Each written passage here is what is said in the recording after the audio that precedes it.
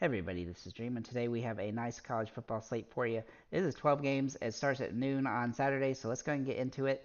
Before I get started, can you guys smash that like and subscribe button? It really helps the channel a lot. Really do appreciate it. So I'm actually going to show you my spreadsheet here a little bit. I'm going to show you the spreads and stuff and the total points for these games. So Southern California and Colorado play with a 21.5 point spread. They have the highest totals at 73.5 points. I've given some advantage points here on this with USC and having the advantage at quarterback, but they also have good opportunity at for both teams in both positions. I think Texas is probably going to have bigger advantage than even the point spread in this game versus Kansas. But Kansas has played tough so far, but they really are going to give up a lot of yards through the air, so do keep that in mind. As for Boise State and Memphis, I think Memphis has a big advantage here. I'm going to add them to my -3 here. I think they probably win this game. Boise State does have some advantage at the running back position, but I don't really think it's going to be too much of an issue for Memphis. Texas A&M and Arkansas. That game is more of a toss-up to me than I think I've thought about. I do think both teams have some toughness defensively, and it might be a kind of a grind-out game, but I do think it stays close. As for Illinois and Purdue, I think this game is very even, and of course the betting suggests it's going to be even, so I do like the game. And they definitely both have a lot of deficiencies in the defensive side of the ball, and I think both teams have a lot of upside. As for Clemson and Syracuse, this game is going to be pretty tight, but I think Clemson has a bigger advantage than people want to give them credit for. I don't think Syracuse is nearly as good as people are trying to proclaim it is to slow down Clemson. And this one, I know Clemson's been a little bit rough offensively so far, but I think this game is going to give them some advantage to kind of have a good game. As for Maryland and Indiana, I think Maryland will cover the spread, but it's going to be a tough game for them because their point total is only at 50. I do think Indiana has some potential to score some points, but honestly, they're kind of one of the weaker offenses on the slate. So Maryland is also playing pretty solid defensively, and I think they have some nice upside. As for Arizona State and California, Arizona State's going to be with their quarterback that they used last year with the injuries there. So I think that Arizona State's actually going to have some advantage in this game at the quarterback position, but they both have good wide receivers. I don't think the running is going to be too effective in this game as neither team is great at running the ball. California being a little bit better, but both teams have a pretty decent defense against the run. I do think California wins, though. As for Penn State and Northwestern, Penn State's going to dominate this game from start to finish. You could obviously use some guys in Penn State if you wanted, but defensively, it's probably not the best game to utilize as Penn State, while they will score a lot of points, this is one of the lower point spreads on the game, or totals on the game, or sorry, on the slate. As for UGA and Auburn, this is a game I am avoiding like the plague, as UGA has, while they have scored a lot of, they've managed to throw the ball pretty well. They really haven't been nearly as good as some of the past teams, quarterbacks that UGA has had. And while I do think they're the best team in football, I think they have some holes. And Auburn's not a team that's really going to dominate those, but I think it's going to be a defensive battle. As for Kentucky and Florida, I am a Kentucky fan, so do keep that in mind. I do think this game is going to be very tight. I don't know if, what kind of shenanigans may happen. I think both teams are decent against the run, but again, pretty much been pretty rough against the pass for the most part of the season. I do think Kentucky's defense gets a little tired late in the game, so that is a concern here. But I do think Florida could cover this at the 1 point, even if Kentucky was to win, because of a missed field goal or something like that. I think Florida definitely has the potential to have a good game. As for Michigan and Nebraska, this is another game I'm kind of avoiding. I do think Michigan has some utility here, but their points total is so low, it's hard to even think about using this team. And both teams are pretty good defensively against the run, which does limit Michigan some. So let's go ahead and get into our total guys here. We're going to start with Williams for USC. Obviously, he has big time upside in this game against Colorado. Colorado's defense is awful. He's a great option if you can afford him, though he is very expensive and hard to roster as a result. Sanders for Colorado is interesting play today. He obviously had a rough game against Oregon, but Southern California's defense is not like Oregon's, and he's going to have some opportunity to score some touchdowns in this one. And that should help him get some fantasy points in this game. However, it is still hard for them to win, but I do think this is going to be a 1 or 2 touchdown game as opposed to the 3 that the spread is. Then we'll look at Ewers for Texas. Now, he's one of my favorite quarterbacks on the slate as he's a little bit cheaper. He's also thrown for a lot of yards. He's got nice upside and a good matchup here against Kansas.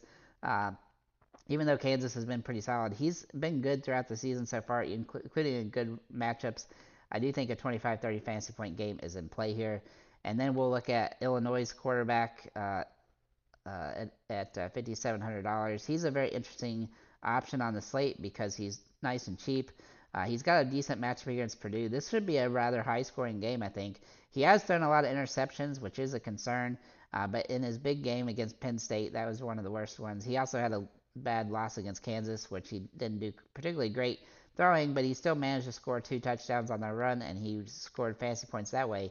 So he does get a lot of rushing yards and touchdowns potential that way, which gives him some upside in this one. I don't necessarily think he's gonna. I think he's gonna score a couple touchdowns one way or the other, but it's high risk, high reward. But he is dirt cheap, so he can be a guy that you could put in that S flex if you wanted to.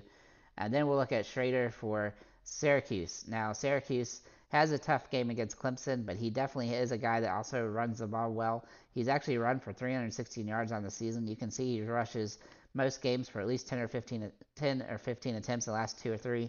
I think he has some really nice upside here, though he's high risk, high reward, but he's got a good, decent matchup against a team that's not great against the run. And then I have a kind of a contrarian option here, almost a Hail Mary play in Burgo for, I'm not sure how to say your name, for Arizona State. Now, he has only played a couple of snaps in his last game because of the injuries to their team, but he looks like he's going to be good to go. And last season, he actually had a pretty solid quarterback rating at 150 for the season. Sorry, 100. What was it? 144 for the season. Not terrible, but not great. But he's average, but he's dirt cheap, and he has some nice upside. It looks like they didn't get his price changed because he's going to be starting before this thing came up. So assuming that he does draw the start for sure, which it looks like he is, he's on the depth chart as number 1. He should be good to go here and has some nice opportunity to have a good fantasy point game. He will throw the ball quite a bit in this game, it looks like. Then we'll look at Aller for Penn State. Now he's got the most touchdown passes outside the top 2 guys or top 3 guys rather I mentioned on this slate, as he has 8 touchdowns and no interceptions yet on the season. Penn State's got another easy matchup here, so they should be able to dominate this game and score a lot of points. That said, he does need to score a couple touchdowns to really pay off here because he is pretty pricey, but he's definitely capable of that. And if you want a kind of an easier play, then he's definitely one to go with like that. And then J.J. McCarthy from Michigan, if you really want to use that Michigan game, then he's not a terrible option, but he's a little bit overpriced for his potential here. Even in these blowouts that they've had, he's not been scoring. He's only scored over 20 fantasy points in 2 of the 4 games. But he is capable of a big game here if he can get a few touchdowns. Though, again, he's just not getting enough to really pay off in some of these. So, but he is a capable option, and he has one of the better quarterback ratings of all the quarterbacks on this particular slate. In fact, he's number 2. So, let's go ahead and look at our, let's see here, running backs here. So we're going to start with our running backs now with Lloyd and USC. Now, obviously, he has some nice advantage here. Though they do have a couple guys that they run for USC, so he's not like an automatic play, but he is definitely capable of a good game here, though he is pricey, so he's somewhat hard to roster. But if you want to stack USC, he'd definitely be a guy to do so with. If you decide to stack Colorado, though, you're going to really want to look at Dylan Edwards at running back, as he's had a really solid season so far when it comes to getting in tough games at least, and getting some passing receptions and stuff like that. If he can score a touchdown or 2, he should have some opportunity to score big, especially at this reduced price. But he is high risk, high reward. But he's one of the better running backs when it comes to getting receptions. There's only a couple others that have a lot of upside in that regard, but he is one of them. Then Brooks for Texas is an interesting play. Now, he does face a tougher defense, but I do think he's going to have some opportunity to have a big game here. He's had 2 straight 100-yard games, and he's had 3 touchdowns on the season, and he's getting better each game. I do think he's got some utility here, though his price is coming up. Then we'll look at Watson from Memphis. Now, I really do like him quite a bit, as he also has some good total receptions through the air. He also has good touchdown potential in this game, and he's going to have a lot of utility in this one. I think he's going to be a great option on the slate for Memphis. He's a great passing target too, so that gives him a lot of upside. From the same game, we'll look at Genty for Boise State rather. He has some really good potential, as he's had 4 really good games. Boise State really doesn't throw the ball as like they used to, though he is getting some sort of receptions to the air as well, which gives him some utility. Hopefully he can hang on to the ball though, but he's managed to score a lot of touchdowns, as he is a guy that is getting a lot of red zone targets and stuff like that. So he's a great option on the slate. Makubi from Purdue. Sorry, I'm butchering your name, Makubi. Anyhow, he's been really solid so far. Now, he didn't get a bunch of rushes against Wisconsin when the game got out of hand, but this game should stay pretty close, and I do think he's going to have some potential here. He should get some decent rushes and have a chance for 50 to 75 yards and a touchdown. Then we'll look at Shipley for Clemson. He's one of my favorite players on Clemson for today, as he only has had one touchdown so far this season, but he does get some receptions through the air, which gives him some utility as well.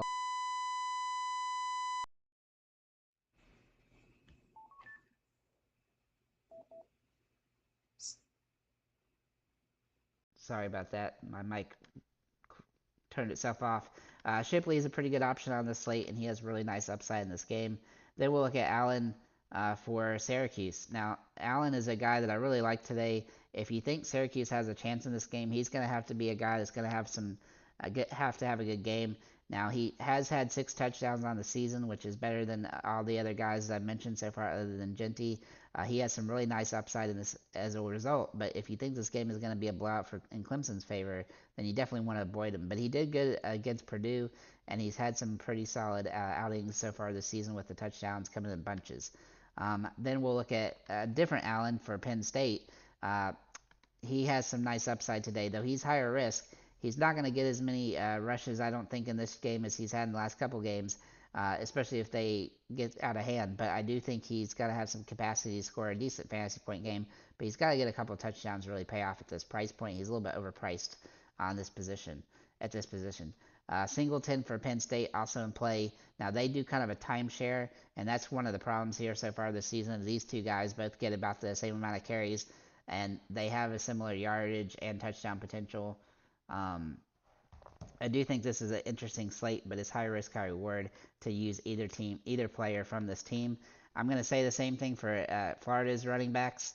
Uh, let's see, Etney and Johnson. Uh, for Florida, both these guys are a timeshare as well. Again, very similar in total touches. Now Etney gets more yards, but Johnson's got more touchdowns. But both of these guys have some potential. And then Ray Davis for Kentucky is an interesting spot here. Now he's been really solid to start the season, and he's still a little bit underpriced, though his price is high enough that he's not easy to roster on the slate, especially in a tight game that's got a low total. But he is capable of touchdowns through the air or on the ground, so I definitely think he's a viable option. And then if you really want to go to that Michigan game, this is a risky play because of his price, but Quorum is definitely a player here, as he's had 3 games over 20 fantasy points, and he's had one under, but obviously other games have been blowouts so far. He has touchdown potential. He's got to get a couple touchdowns to pay off, though, at this price. Maybe the wide receivers. So from USC, the top options are going to be Washington and Rice. Now, they kind of have a by committee for their wide receivers, so it's going to be somewhat difficult to use a lot of USC wide receivers on the slate, but this has a high point total, and they do have touchdown potential. They don't typically get as many catches individually as a team. A lot of guys have 6 to 10 uh, catches on the season, so it's kind of a hard team to choose guys from. As for Colorado, obviously Weaver's top option, but he is questionable. I do like Horn as well, as he should have a bounce back game here. With Hunter still out, if Weaver misses, we're also going to look at Michael Harrison, who is the tight end for this team. He's going to have a lot of utility on this one, as I think he's going to get more touches, and he also has red zone potential as well. If they manage to score several touchdowns, he'll likely get one. He's had 3 on the season, and he's a great goal line option on this team. Moving into the Texas game here, we're going to look at Texas specifically.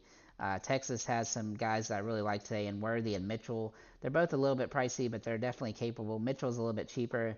Both these guys have touchdown potential, but Worthy will get more of the opportunities. And then their tight end here, Sanders, is also in play.